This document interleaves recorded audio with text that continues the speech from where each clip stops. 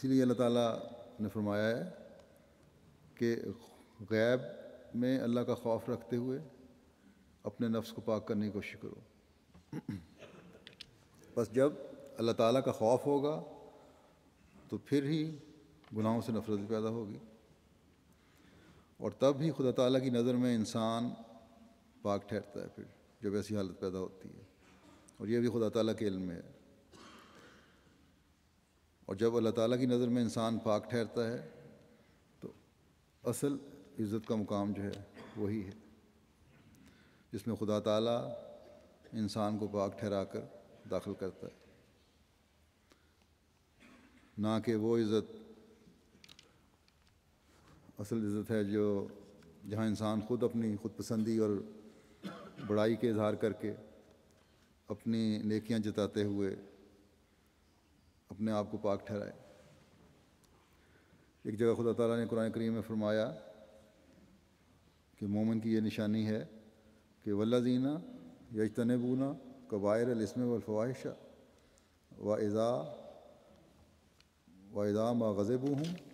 یغفرون، اور جو بڑے گناہوں اور بے حیائی کی باتوں سے اجتناب کرتے ہیں اور جب وہ غضبناک ہوں تو بخشش سے کام لیتے ہیں. اب یہاں پھر تمام گناہوں اور اخلاقی کمزوریوں کا ذکر کیا ہے اور ان سے بچنے کی تلقین کی ہے، لیکن ان گناہوں اور بے حیائیوں اور اخلاقی برائیوں کو غصے کے ساتھ ملا کر بیان کیا گیا ہے. بس غصے کو جو لوگ معمولی خیال کرتے ہیں ان کے لیے بھی نصیحت ہے کہ یہ بڑھتے بڑھتے بڑے گناہوں کی شکل اختیار کر لیتا ہے. یا یوں بھی کہہ سکتے ہیں کہ غصہ کوئی معمولی گناہ نہیں ہے، اس کو اگر کنٹرول نہیں کیا جاتا اور اس کا اگر ناجائز استعمال ہو رہا ہے تو یہ بڑے گناہوں کے زمرے میں ہے. غصہ بعض دفعہ آتا ہے لیکن اس مغضوب الغضب ہو کے نہیں انسان پہ کام کرتا، بلکہ اس کا استعمال جائز طریقے سے ہوتا ہے تاکہ ایک دوسرے کی اصلاح ہو سکے.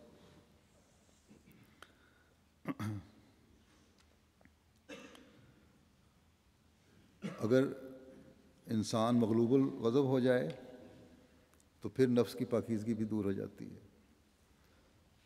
اس لیے یہ نہ سمجھو کہ میں کیونکہ دوسری نیکیاں بجا لا رہا ہوں اس لیے غصہ جو ہے یہ کا گناہ جو ہے ان کو میری دوسری نیکیاں ختم کر دیں گی. اس کو اللہ تعالیٰ نے پہلے ہی فرما دیا کہ یہ زوم اپنے دل سے نکال دو کہ اگر تزکیہ چاہتے ہو، حقیقی تزکیہ، تو اپنی اخلاقی حالتیں بھی درست کرو. آئے دن یہ شکایات بھی آتی رہتی ہیں،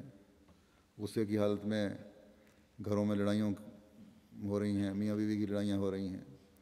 کبھی بیوی کو کنٹرول نہیں، کبھی میاں کو کنٹرول نہیں، معاشرے میں لڑائیاں ہو رہی ہیں، ذرا ذرا سی بات پہ لڑائیاں ہو رہی ہیں، کھیل کے میدانوں میں لڑائیاں ہو جاتی ہیں، یا اگر لڑائیاں نہیں بھی ہوتی تو ایک دوسرے کے خلاف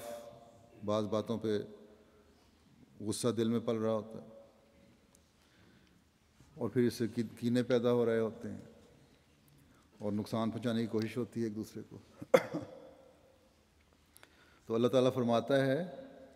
یہ بھی ایک بہت بڑا گناہ ہے اور تمہارے نفس کو پاک کرنے کے راستے میں روک ہے، اور جب یہ روک راستے میں کھڑی ہو جائے تو کامیابی کی منزلیں بھی طے نہیں ہوتی پھر. اور اللہ تعالیٰ کے نزدیک عزت کا مقام بھی پھر ایسا انسان نہیں پاتا، کیونکہ اللہ تعالیٰ نے تو واضح فرما دیا ہے کہ میں گناہوں اور فحشاء سے بچنے والوں کو عزت دوں گا. بس یہ وہ مقصد ہے جس کے لیے ایک مومن کو کوشش کرنی چاہیے تاکہ اللہ تعالیٰ کی وسیع اور بخشش سے حصہ لیتے ہوئے اس کی رضا کی جنتوں میں ہم داخل ہو سکیں. حضرت مسیح موعود علیہ الصلوۃ والسلام فرماتے ہیں کہ یاد رکھو کہ اصل صفائی وہی ہے جو فرمایا ہے قد افلح من زکاہا، ہر شخص اپنا فرض سمجھ لے کہ وہ اپنی حالت میں تبدیلی کرے، ہر شخص اپنا فرض سمجھ لے کہ وہ اپنی حالت میں تبدیلی کرے، اور حالت میں تبدیلی کے لیے بھی اللہ تعالیٰ کے فضل کی ضرورت ہے، اور اس کا فضل حاصل کرنے کے لیے مستقل اس کے آگے جھکے رہنے کی ضرورت ہے، اس سے مدد مانگنے کی ضرورت ہے، اس کا رحم مانگنے کی ضرورت ہے۔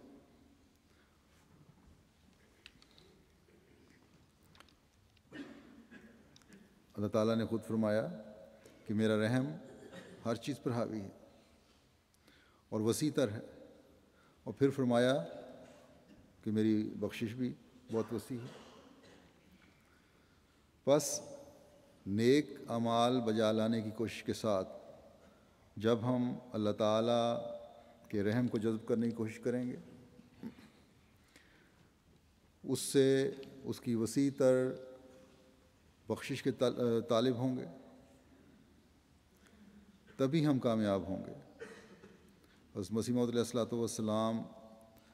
تزکیہ نفس کے حصول کے طریقے اور ان راستوں جن سے حقیقی تقوی حاصل ہوتا ہے کی طرف رہنمائی کرتے ہوئے فرماتے ہیں، ایک لمبا اقتباس ہے لیکن بہت ضروری ہے ہر ایک کے لیے سننا۔ آپ فرماتے ہیں کہ اب ایک اور مشکل ہے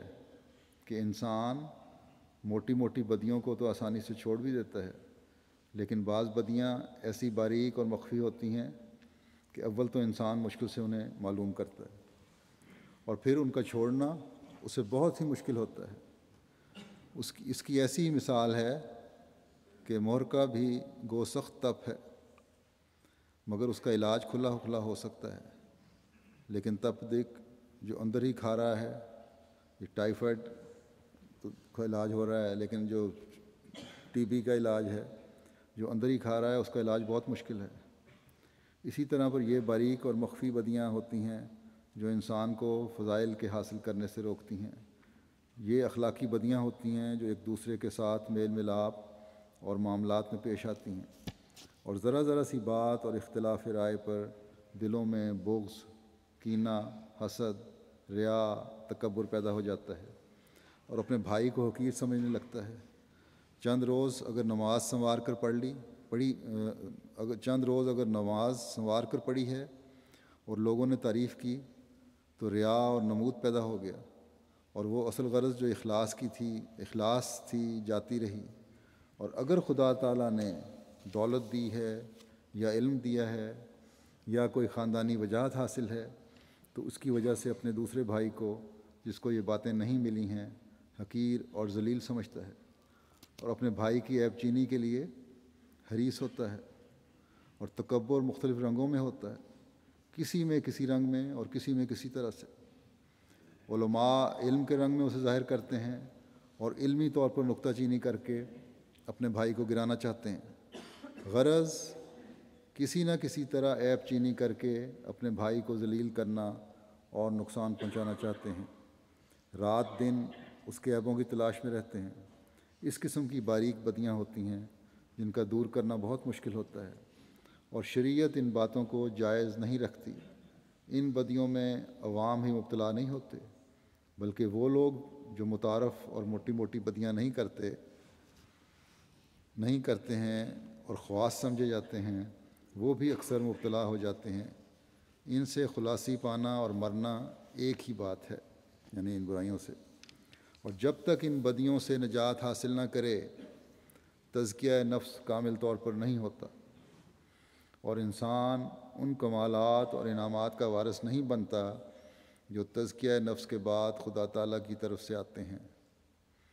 بعض لوگ اپنی جگہ سمجھ لیتے ہیں کہ ان اخلاقی بدیوں سے ہم نے خلاصی پا لی ہے، لیکن جب کبھی موقع آ پڑتا ہے اور کسی سفیر سے مقابلہ ہو جاوے تو انہیں بڑا جوش آتا ہے، اور پھر وہ گند ان سے ظاہر ہوتا ہے جس کا وہم و گمان بھی نہیں ہوتا۔ اس وقت پتہ لگتا ہے کہ ابھی کچھ بھی حاصل نہیں کیا، اور وہ تزکیہ نفس جو کامل کرتا ہے میسر نہیں۔ اس سے یہ بھی معلوم ہوتا ہے کہ یہ تزکیہ جس کو اخلاقی تزکیہ کہتے ہیں بہت ہی مشکل ہے